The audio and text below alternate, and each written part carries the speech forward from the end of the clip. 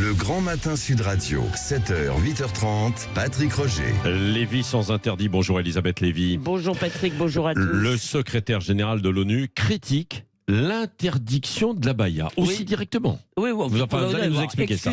Excusez du peu, c'était dans son discours d'ouverture tout de même de la 78e Assemblée Générale à la grand-messe planétaire. Mais attention, on est entre gens bien élevés. En plus, la France est l'un des 5 membres permanents du Conseil de sécurité. Donc non, Antonio Guterres n'a pas explicitement cité notre pays, mais c'était limpide. Appelant les États membres à œuvrer pour les droits des femmes, il a déclaré ceci. Dans certains pays, les femmes et les filles sont punies parce qu'elles portent trop de vêtements, dans d'autres parce qu'elles n'en portent pas assez.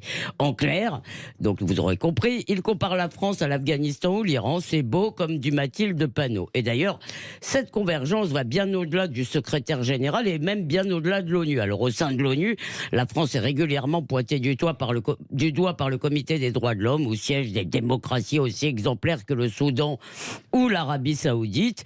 Et en réalité, c'est la même idéologie que celle qui accourt dans la presse américaine, dans les élites anglo-saxonnes en général et aussi dans la technocratie européenne. Dès qu'il s'agit de notre laïcité, toutes ces éminences parlent comme les insoumis, et d'ailleurs comme les frères musulmans, islamophobie, police du vêtement. Ouais. Pourquoi tant de haine alors pour la laïcité française? Parce qu'elle est unique et qu'ils ne la comprennent pas. Alors Alain Finkielkraut dit cela ainsi, il dit la France est une exception au règne du c'est mon choix et à la religion des droits de l'homme. Et dans le fond, ça renvoie à 2 conceptions de la collectivité, de la liberté et de la laïcité.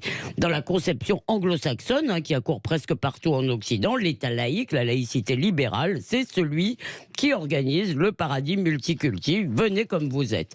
Dans la tradition républicaine française, il doit permettre à chacun de s'émanciper des tutelles religieuses et communautaires. Gardez vos croyances pour vous, l'État se fiche, que vous soyez noir, juif, breton ou homosexuel. Et il y a aussi une autre dimension de l'exception française qui a particulièrement été analysée par l'universitaire Claude Habib et qui explique notre sensibilité particulière à la question du voile islamique. Eh bien, c'est parce que celui-ci rompt avec une histoire de mixité, de galanterie, de présence heureuse des femmes dans l'espace public. Alors, je vous arrête tout de suite.